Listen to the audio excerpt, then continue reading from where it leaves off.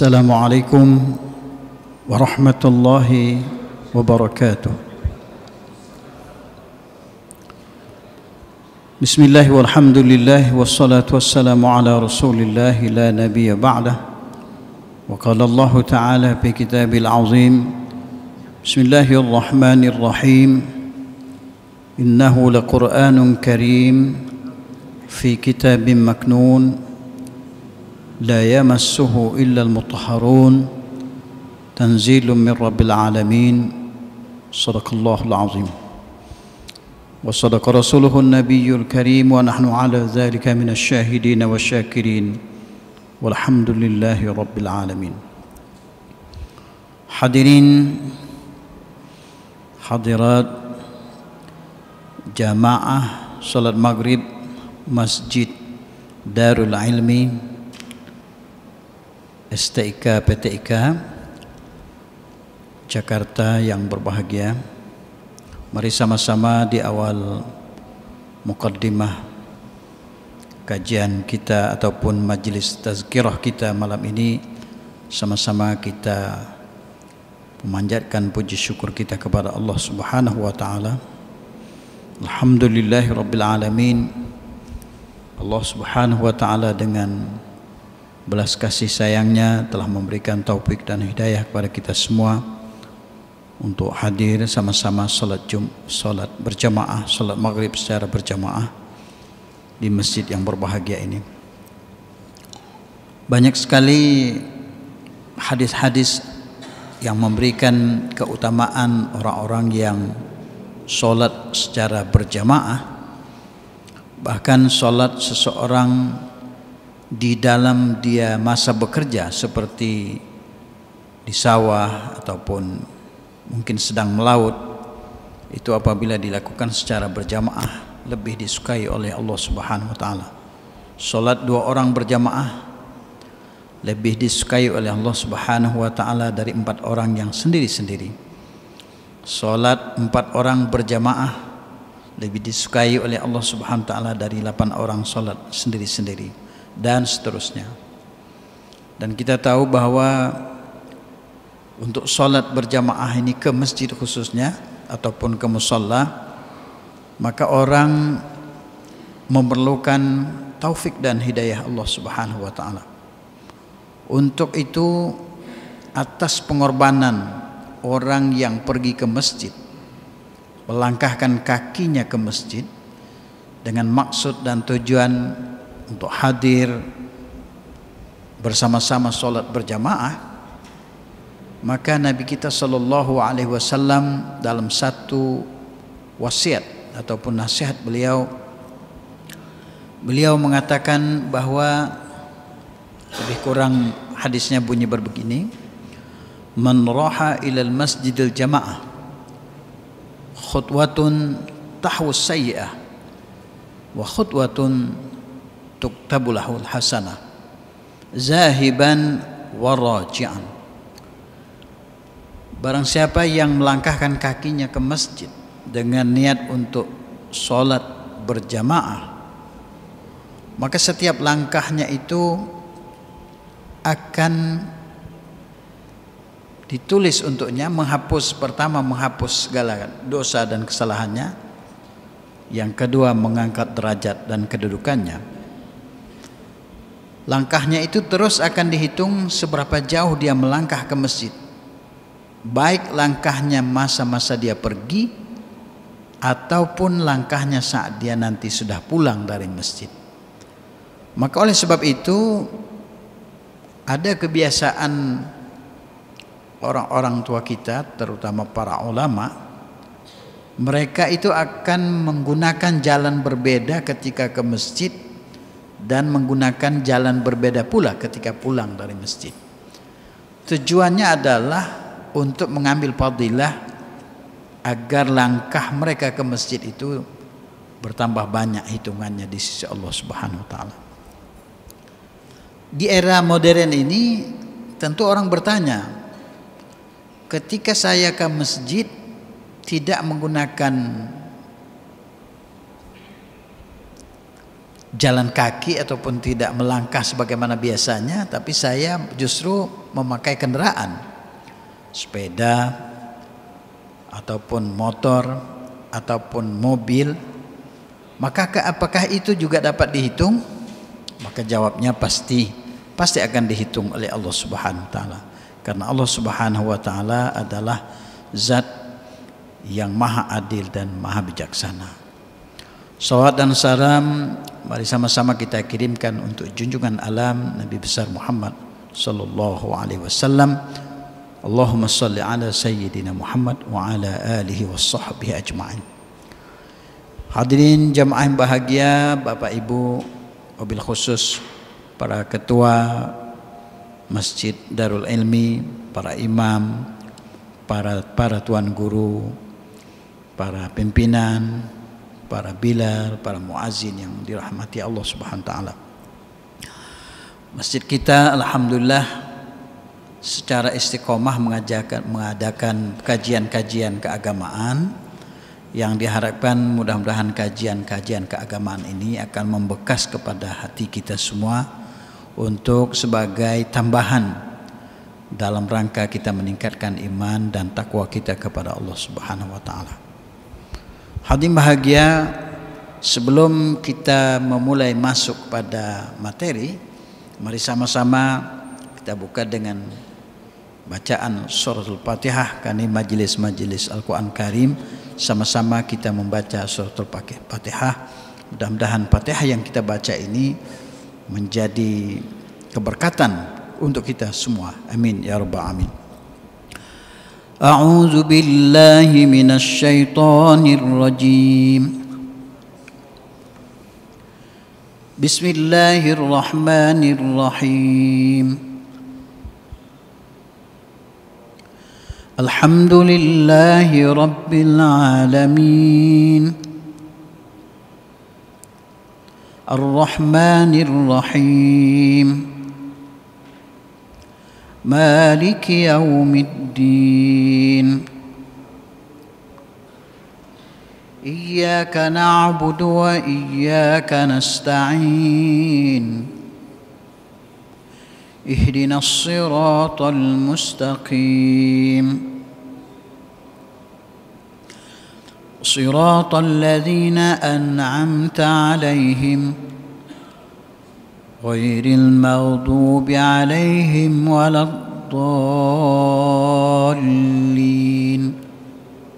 Amin. Hadirin bahagia, merujuk kepada kitab tafsir Jalalain, sebuah kitab tafsir yang dikarang oleh dua orang bernama Jalaluddin. Satu namanya Jalaluddin Al-Mahalli, yang satu lagi Jalaluddin As-Suyuti, sehingga kitab itu mereka namakan sebagai tafsir Jalalain. Bahwa menurut yang beliau tulis di dalam kitabnya, Bismillahirrahmanirrahim, suratul Fatihah itu adalah bermula dari kalimat basmalah. Akan tetapi kalau kita lihat rujukan pada kitab beliau, maka beliau tidak memulai tafsirnya dengan basmalah. Beliau langsung memulai memberi tafsiran pada ayat kedua, yakni lafaz hamdalah ataupun alhamdulillahi rabbil alamin. Karena bagi beliau bismillah ar-rahman ar-rahim ataupun bismillahirrahmanirrahim itu nanti akan dibahas pada ayat ketiga, yakni pada ar-rahman ar-rahim. Hadirin bahagia, pada penjelasan yang kita rujuk pada kitab tersebut, sesungguhnya kalimat alhamdulillahi rabbil alamin itu sebagai ungkapan pengkhabaran ataupun proklamir dari Allah Subhanahu wa taala, kabar dari Allah Subhanahu wa taala bahwa sesungguhnya Allah Subhanahu wa taala mengkhabarkan, memproklamirkan kepada kita segala pujian itu adalah milik Allah Subhanahu wa taala. Ketika bersambung kalimat alhamdulillahi ditemukan dengan kalimat berikutnya Rabbil alamin. Al-alamin di sini dimaksudkan adalah semua alam. Ada sebahagian menyebutnya alam semesta. Sekalian alam. Sekalian alam di situ dijelaskan adalah bahwa manusia itu disebut alam. Jin alam. Malaikat itu juga bagian dari alam. Maka pujian kepada Allah Subhanahu wa taala itu adalah meliputi bagi sekalian alam, baik itu alam manusia, alam jin, atau yang lebih tinggi lagi alam malaikat, atau termasuk alam tumbuh-tumbuhan dan haiwan. Maka pujian itu semestinya adalah milik Allah Subhanahu wa taala, dan Allah lah yang paling layak untuk mendapat segala bentuk pujian dan sanjungan. Kalaupun ada orang yang memuji segala sesuatu selain Allah, maka bentuknya itu tidaklah setara. Karena sesungguhnya sifat pujian kepada selain Allah itu tidaklah dapat disamakan dengan sanjungan dan pujian kita kepada Allah Subhanahu wa taala. Oleh sebab itu, ketika di dalam adab ataupun tata cara orang melakukan sholat, maka suratul Fatihah sebagaimana sering kita jelaskan menjadi bacaan utama di dalam sholat itu sendiri. Sehingga apabila orang sholat tidak memulai ataupun tidak membaca suratul Fatihah, maka sholatnya itu dikategorikan kurang dari rukun-rukun sholat itu. Oleh sebab itu suratul Fatihah dianggap sebagai salah satu rukun di dalam rukun sholat. Dia termasuk dari rukun qauli berdasarkan ijtihad mazhab Syafi'i ataupun Imam Syafi'i rahmatullah alaih. Tapi di dalam hadis kursi kita ketahui bahwa suratul Fatihah ini bukan sekedar bacaan sebagaimana ayat-ayat yang lain pada surah-surah yang lain, akan tetapi suratul Fatihah telah menjadi bagian dialog antara seorang hamba dengan Tuhannya. Sehingga dalam sebuah hadis kursi Allah Subhanahu wa taala berfirman, sungguhnya aku telah membagi dua bagian pada suratul Fatihah itu, satu bagiannya untukku dan satu bagiannya untuk hambaku. Di sana dijelaskan ketika seseorang mengucapkan kalimat Alhamdulillahi Rabbil Alamin, maka Allah Subhanahu wa taala berfirman dengan menjawab, sungguhnya hambaku telah memuji aku.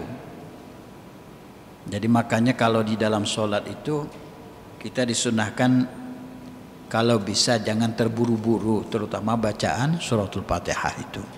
Jadi kasih jeda setidaknya seperti orang bicara.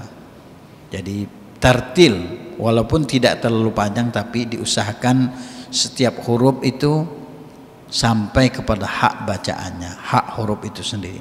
Karena huruf Al-Quran itu kalau bertindih-tindih itu mempunyai kesan berbeda. Dari kesan dan bunyi yang berbeda itu nanti bisa merubah makna itu sendiri. Jadi Alhamdulillahi Rabbil Alamin, kalau kita buru-buru Alhamdulillahi Rabbil Alamin, jadi alif lamnya ketinggalan. Alhamdulillahi Rabbil Alamin dibaca pelan-pelan. Maka ketika orang ataupun setiap orang berkata demikian ataupun mengucapkan kalimat ini di dalam sholatnya, Maka Allah Subhanahu wa taala menjawab dengan kata-kata firman-Nya, sungguhnya hambaku telah memuji aku. Ketika orang berkata ataupun ketika kita membaca Ar-Rahmanir Rahim ayat berikutnya, maka Allah Subhanahu wa taala berfirman dengan berkata, hambaku telah menyanjung aku. Tadi memuji, sekarang menyanjung. Maliki yaumiddin, maka sesungguhnya Allah Subhanahu wa taala menjelaskan bahwa memang sesungguhnya dialah raja pada hari kiamat itu.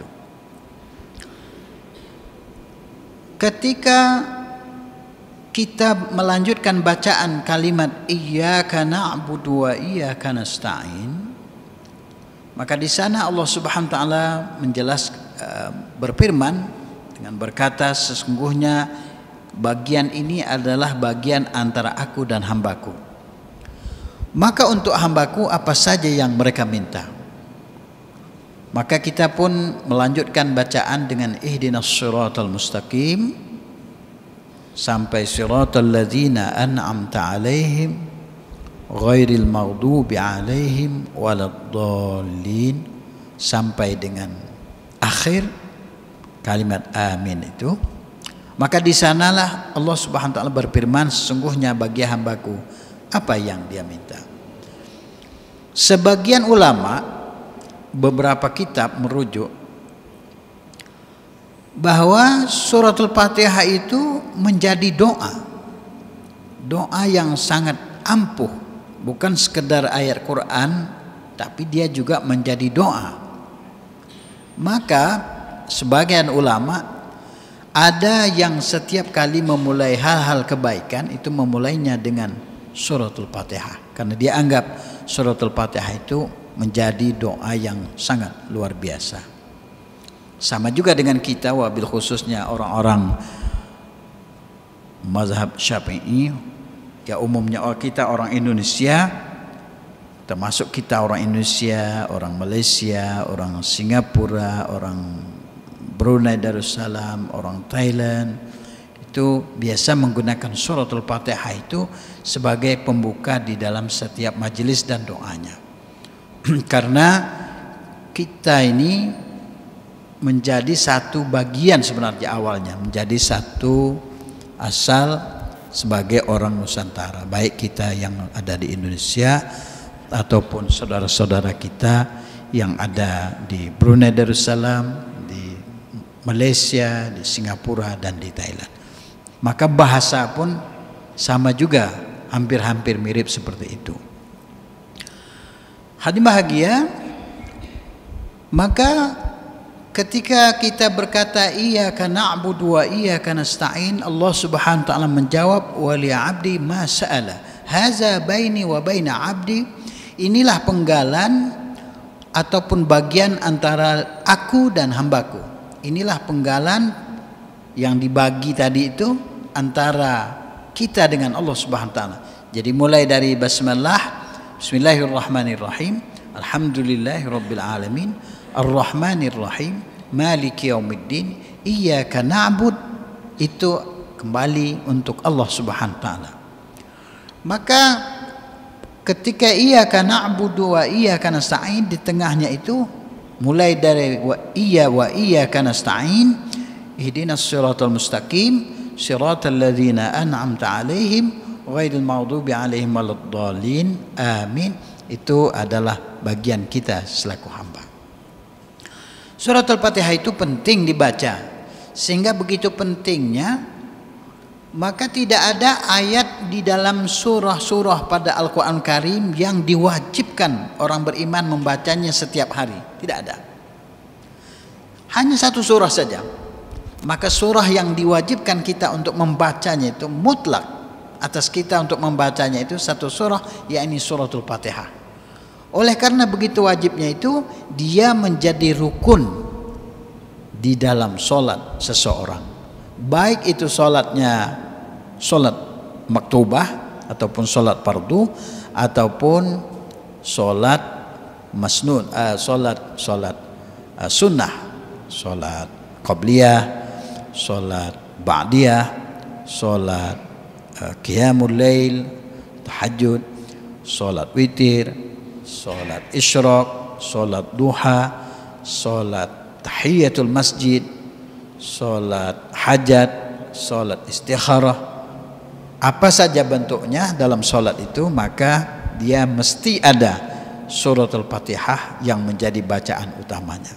Sebagaimana telah kita jelaskan dulu bahwa walaupun kita mungkin hafal surah-surah panjang ataupun surah-surah yang lebih panjang daripada suratul Fatihah seperti surah An-Naba, surah At-Takwir ataupun surah Ad-Duha, Al-Insyirah, kita baca takbir Allahu Akbar, Bismillahirrahmanirrahim, amma yatasaalun 'anil naba'il 'azim alladhi hum fihi mukhtalifun.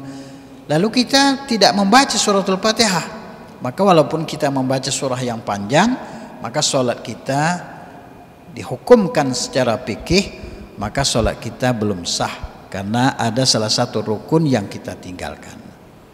Tapi walaupun kita sholat hanya membaca suratul Fatihah, Allahu Akbar, Bismillahirrahmanirrahim, Alhamdulillahi Rabbil Alamin, Ar-Rahmanirrahim, Maliki Yawmiddin, Iyyaka na'budu wa iyyaka nasta'in, Ihdinas siratal mustaqim, siratal ladzina an'amta 'alaihim ghairil maghdubi 'alaihim waladdallin. Amin. Allahu Akbar. Kita tidak membaca surah yang lain, kita hanya membaca satu surah itu saja. Ulama sepakat itu sah.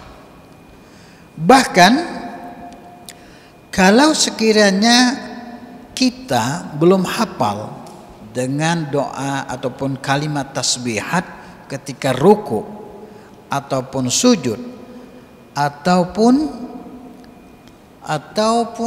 antara kedua i'tidal ataupun duduk di antara kedua sujud, kita tidak membaca kalimat yang lain kecuali tasbih ataupun suratul Fatihah pun itu dianggap sah. Jadi umpamanya kita belum hafal Subhana rabbiyal a'la wa bihamdih, ataupun kita belum hafal Subhana rabbiyal azim wa bihamdih, kita baca umpamanya Fatihah, tidak apa-apa, karena dia juga termasuk dari doa. Ataupun kita hanya membaca ketika rukuk subhanallah, ketika sujud subhanallah, ketika bangkit dari sujud subhanallah, kita tidak apa, karena kalimat-kalimat itu hanya sunnah belaka. Tapi yang bacaan yang wajib itu adalah ketika kita sedang bacaan yang wajib itu adalah bacaan suratul Fatihah. Oleh sebab itu orang-orang tua kita dulu banyak yang menekankan supaya kita, wabil khusus kita sebagai seorang muslim yang mukallaf, yang sudah balik, yang sudah dewasa, itu memperbaiki pertama itu bacaannya suratul Fatihah. Suratul Fatihah ini agak repot Bapak Ibu, karena kalau orang imam, kalau Fatihahnya ini terjadi kekeliruan di dalam baris ataupun panjang pendek, ini sangat mengganggu. Tapi kalau surah-surah yang lain umpamanya kita tidak begitu fasih, itu masih dimaafkan. Tetapi kalau suratul Fatihah kita mulai takbir bersama imam, Allahu Akbar, Bismillahirrahmanirrahim, Alhamdulillahi Rabbil Alamin. Tersalah umpamanya imam membaca, kita boleh menegurnya subhanallah ataupun mengikuti bacaan itu dengan kalimat yang benar, karena ini bacaan pokok. Atau imam tertinggal, umpamanya imam terlupa, Bismillahirrahmanirrahim, Alhamdulillahi Rabbil Alamin, Maliki Yawmiddin, dia tertinggal satu ayat, maka kita wajib menegurnya, karena Ar-Rahmanir-Rahim itu termasuk ayat daripada suratul Fatihah. Sungguh sangat penting bacaan suratul Fatihah itu kita perbaiki. Antara iyyaka na'budu dengan iyyaka na'budu itu berbeda, ada penekanannya. Sebab itu ya di sana itu ada tasydid. Kemudian antara alhamdu dengan alhamdu itu berbeda juga, karena ada perbedaan antara ha besar dengan ha kecil. Sebab itulah orang dikehendaki untuk mempelajari suku kata setidaknya dalam suratul Fatihah itu. Jadi huruf-huruf dalam Quran itu kan terdiri dari huruf Arab ya. Kalau dulu kan metodenya metode hijaiyah al-Baghdadiyah. Kalau sekarang metodenya macam-macam, ada yang metode Iqra, ada yang metode macam-macam sesuai penemuan orang, bagaimana supaya orang dapat cepat membaca Al-Quran Karim. Semua metode itu bagus, yang paling penting adalah bagaimana setiap orang membaca huruf-huruf di dalam Al-Quran itu sesuai dengan tempat huruf, tempat keluar hurufnya. Antara huruf ba, huruf fa itu berbeda. Bis dengan pis itu sama-sama di bawah. Bismillah, bismillah, biismillah ataupun ar-Rahman, ar-Rahman, ar-Rahim, ar-Rahim itu berbeda. Oleh sebab itu perbedaan itu harus dipelajari sehingga dapat disimak dengan orang yang mungkin lebih tahu dari kita mana yang huruf ha besar, mana huruf ha kecil, mana huruf sin kecil, mana huruf sin besar. Pada kalimat basmalah ini sinnya adalah sin kecil. Bismillahirrahmanirrahim ini sinnya sin kecil, dia tidak bismillahirrahmanirrahim, tidak sin besar dia. Nah, ini tempat keluar huruf ini termasuk benda yang harus kita pelajari. Kembali kepada ayat sebagai rujukan kita kitab tafsir Jalalain tadi. Alhamdulillahi, Allah Subhanahu wa taala mengikrarkan bahwa pujian itu semuanya milik Dia. Siapa Dia itu? Yakni Rabbil Alamin. Rabbil Alamin, Tuhan bagi sekalian alam. Baik itu alam yang tinggi sana seperti yang lebih gaib daripada alam jin, karena alam jin itu dia menurut para ulama dia satu lapis saja dengan kita, alam gaib. Kemudian alam malaikat lebih tinggi lagi dari alam jin. Jadi bukan bermakna bahwa bangsa jin itu semuanya bisa melihat malaikat, belum tentu, walaupun sama-sama disebut alam gaib. Nah, kita tidak nampak bangsa jin. Nah, bangsa jin juga tidak dapat melihat yang lebih depan, lebih gaib lagi dari dia. Begitu hebatnya Allah Subhanahu wa taala membuat lapisan, maka setiap alam itu mempunyai tingkatan-tingkatan berbeda. Tapi Allah Subhanahu wa taala menjelaskan bahwa segala puji bagi Allah, bagi sekalian alam itu, baik itu di kalangan makhluk berupa manusia, hewan, tumbuhan, gunung ganang segala macamnya, lautan, langit, ataupun makhluk yang gaib yang sudah tidak nampak oleh pandangan mata kita. Dalam sebuah tafsir Tanwirul Mikbas fi Tafsir Ibnu Abbas dijelaskan al-ghaib itu adalah ma ghaba 'anil ain. Setidaknya yang disebut gaib itu adalah apa yang tidak kelihatan oleh mata, itu gaib. Maka kalau umpamanya kita melihat kepada kebiasaan bahasa Melayu, itu di dalam bahasa Melayu ada kata-kata kalau dia lama tidak bertemu temannya, dia berkata kemana lama gaib. Maksudnya kemana pergi lama tidak nampak. Jadi tidak nampak di pandangan mata itu sama juga dengan gaib. Tapi gaib di sini gaib berdasarkan struktur alam kita ini alam nyata, kemudian di atas alam kita ada alam jin, di atas itu ada lagi nanti alam malaikat, masuk juga alam barzah. Kemudian nanti setelah itu nanti akan ada lagi alam mahsyar dan seterusnya, termasuk alam surga dan neraka, semuanya masih gaib bagi kita. Tapi sebagai seorang yang beriman kepada Allah SWT, kita wajib percaya sebagaimana dijelaskan salah satu rukun iman itu adalah percaya yang gaib. Yang gaib itu adalah ada, sebagaimana kekuatan iman seorang untuk percaya dengan gaib itu. Satu contoh yang sederhana, kalau umpama kita bertanya yang gaib di luar diri kita, mungkin kita akan mencari-cari.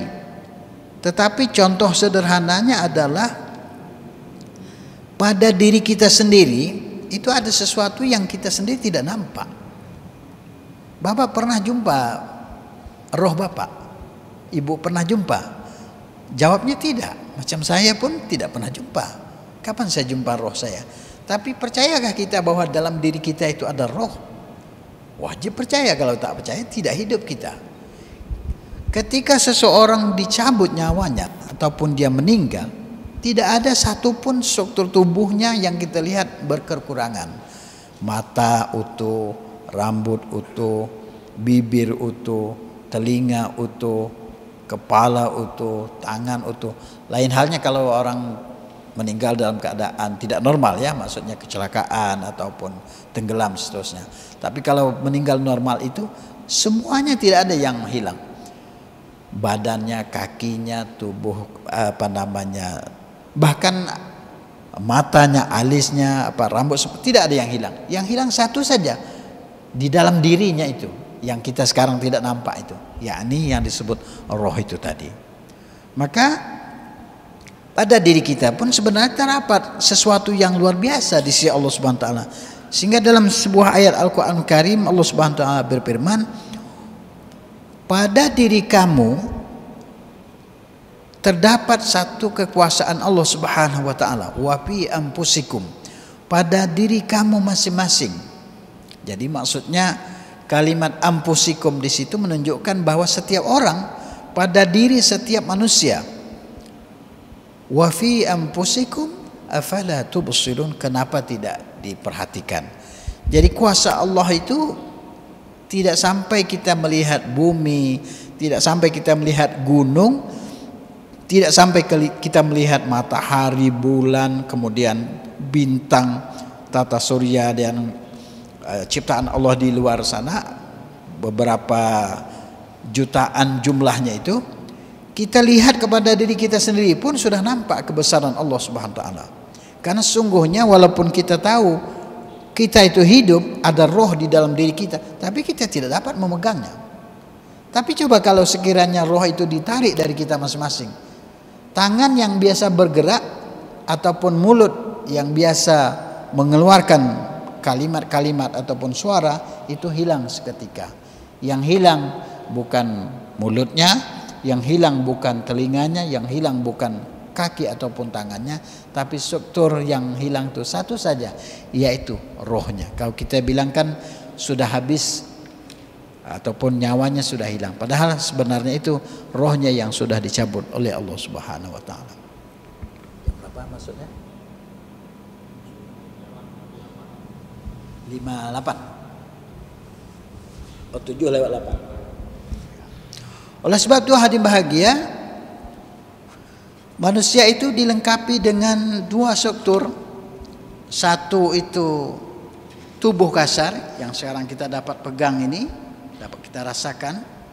Satu lagi yang tidak dapat kita pegang, tapi dia menentukan segala-galanya. Ibaratnya apabila seseorang ketika satu tangan kirinya dibikin tidak berfungsi, maka satu tangan kirinya ini tidak dapat bergerak. Walaupun tangan kanannya masih bisa bergerak, tapi tangan kirinya itu tidak dapat lagi bergerak sebagaimana mestinya. Itu sudah merupakan satu pertanda di antara kehebatan Allah yang ada pada diri manusia. Tapi memang kata Al-Qur'anul Karim, untuk mencapai kedudukan manusia dapat bersyukur itu susah. Kita itu lebih banyak melihat keluar. Kalaupun melihat keluar, kita tidak dapat melihat diri kita, kita melihat orang lain. Kalau bab nikmat, kita selalu melihat orang yang lebih dari kita. Tidak pernah kita merasakan kita itu mendapat satu karunia yang besar, jarang. Sehingga dengan rasa jarangnya itu kita kehilangan rasa untuk berterima kasih kepada Allah Subhanahu wa taala. Orang yang sudah punya uang banyak, dia tidak melihat kepada uang dia, tapi dia lihat orang yang lebih kaya dari dia. Punya uang 100 juta, dia akan melihat orang yang punya 1 miliar. Orang yang punya 1 miliar, dia akan lihat orang yang punya 1 triliun. Terus seperti itu. Seandainya dia turun ke bawah, orang yang punya 1 triliun dia bersyukur karena ada orang di bawahnya hanya punya 1 miliar. Orang yang 1 miliar bersyukur karena ada orang di bawahnya cuma punya 100 juta. Orang yang punya 100 juta bersyukur karena ada orang di bawahnya cuma punya 10 juta. Dan orang yang punya 10 juta itu bersyukur karena di bawahnya ada orang yang punya 1 juta saja. Dan orang yang 1 juta itu bersyukur karena ternyata di bawahnya ada orang yang punya uang hanya 100 ribu. Dan orang yang 100 ribu itu bersyukur lagi karena di bawahnya ada orang yang sama sekali tidak punya uang. Tapi orang yang tidak punya uang itu pun masih bisa bersyukur. Alhamdulillahirabbil alamin, ya Allah, saya bersyukur walaupun tidak ada uang, tapi saya masih hidup dalam keadaan sehat, dalam keadaan bisa berkumpul sama keluarga dan sanak famili. Di mana letak hilangnya itu? Letak hilangnya adalah rasa kesadaran hadirnya nikmat Allah yang ada pada diri kita. Sebab itu ayat kedua dalam surat Al-Fatihah itu Allah mengiklankan ataupun mengkhabarkan ataupun memproklamirkan kepada kita, sejatinya selalulah kita banyak-banyak bersyukur kepada Allah Subhanahu wa taala. Oleh sebab itu surat Al-Fatihah itu menjadi bacaan wajib di dalam salat. Salat itu bagi orang Islam wajibnya 17 rakaat satu hari, maka 17 rakaat itu setiap berdiri ada surat Al-Fatihah. 17 kali kita membaca surat Al-Fatihah. Maknanya pula kita setidaknya 17 kali bersyukur sekurang-kurangnya kepada Allah dalam satu hari. Tapi sebaik-baiknya perbanyaklah bersyukur. Habis sholat bersyukur, habis makan bersyukur, habis bekerja bersyukur, bangun tidur bersyukur, keluar dari WC pun bersyukur juga kepada Allah. Bahkan semua aktivitas selesai kita lanjutkan dengan bersyukur kepada Allah Subhanahu wa taala. Kita tidak punya kekuatan apa-apa. Bapak Ibu dapat, kita semua dapat hadir sholat di sini, alhamdulillah atas izin Allah Subhanahu wa taala. Ataupun nanti subuh kita masih dibangunkan oleh Allah Subhanahu wa taala, alhamdulillahirabbil alamin. Sekiranya Allah Subhanahu wa taala menghendaki, maka subuh nanti orang-orang yang bangun saat ini dia tidak akan dibangunkan. Dia akan dicabut rohnya, akan kembali kepada Allah Subhanahu wa taala. Tapi dengan kehebatan Allah Subhanahu wa taala, sebelum nyawa seorang itu sampai, maka dia akan dikembalikan. Walaupun kita sudah tidur umpamanya dari jam berapa nanti, 10 atau jam 11 sampai subuh, maka roh itu akan kembalikan lagi dan kita akan hidup sebagaimana mestinya. Hadirin bahagia, iyyaka na'bud merupakan kalimat bahwa sesungguhnya pemurnian tauhid kepada Allah Subhanahu wa taala, bahwa orang Islam dikehendaki hanya satu-satunya sembahannya adalah Allah Subhanahu wa taala. Maka disebut iyyaka na'bud, hanya kepada engkau sajalah. Apa yang hanya kepada engkau saja? Yakni kita menyembahnya. Lain itu kita tak sembah. Kalaupun orang lain sembah umpamanya, ya itu urusan dia, tapi kita tak sembah, kita hanya menyembah kepada Allah Subhanahu wa taala. Ada orang berkeyakinan umpamanya dengan matahari, dengan bintang, dengan bulan, oh itu urusan dia, kita tak sembah itu.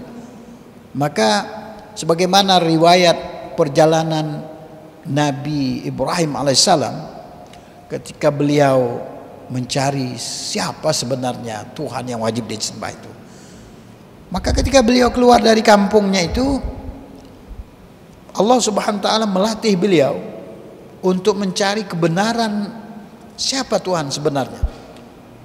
Pertama, ketika malam mulai tiba, Keluar dari langit itu, dari pandangan beliau ke atas itu sinar bintang. Falamma janna alaihi lailu ra'a kaukaban qala hadza rabbi. Maka ketika malam tiba, beliau melihat sinar bintang, maka kata beliau, ini agaknya Tuhan. Tapi ketika malam makin malam, kemudian terbit juga sinar bulan. Bulan itu kan lebih terang sinarnya daripada bintang, walaupun jumlahnya satu. Bintang banyak, bulan hanya satu.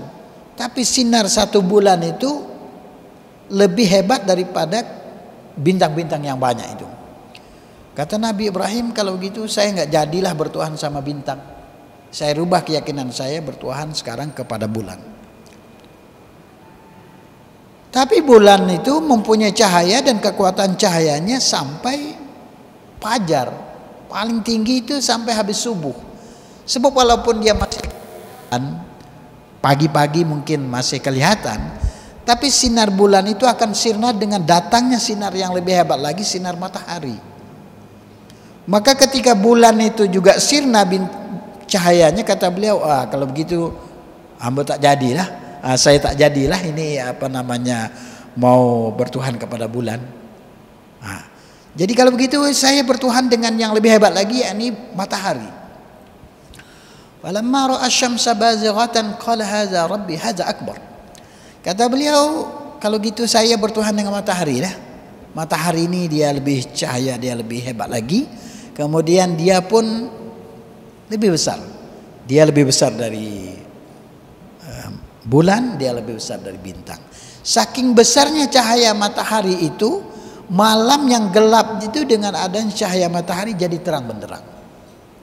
Kata Ibrahim alaihissalam, kalau gitu saya berhenti bertuhan kepada bintang, tidak jadi juga bertuhan kepada bulan, tapi saya bertuhan kepada matahari.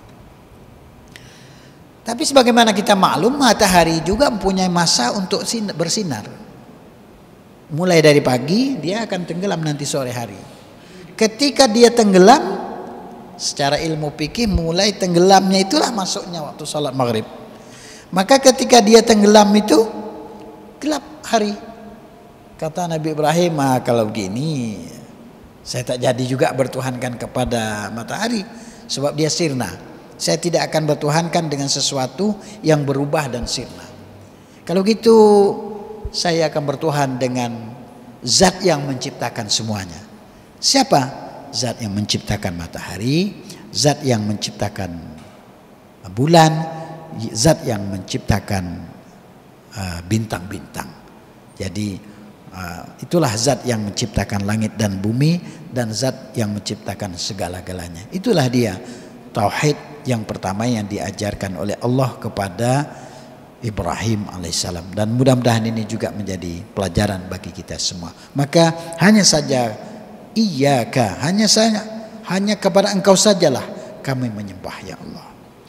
Lalu wa iyyaka nasta'in, kalaupun sekarang kami menyembah engkau, maka hanya kepada engkau pula kami minta tolong. Maka permohonan pertolongan itu kita arahkan semuanya kepada Allah Subhanahu wa taala. Murnikan akidah kita minta tolong itu tak ada kepada siapapun, murni kepada Allah Subhanahu wa taala. Sampai di sini dulu kita, sampai wa iyyaka nasta'in. Waktu kita pun masih sudah sampai waktu Isya, kita tutup sampai di sini majelis kita. Terlebih dan terkurang saya mohon maaf atas semua kelemahan dan kekurangan. Mudah-mudahan Allah Subhanahu wa taala pertemukan kita pada masa-masa yang akan datang. Wabillahi taufiq wal hidayah. Wassalamualaikum warahmatullahi wabarakatuh.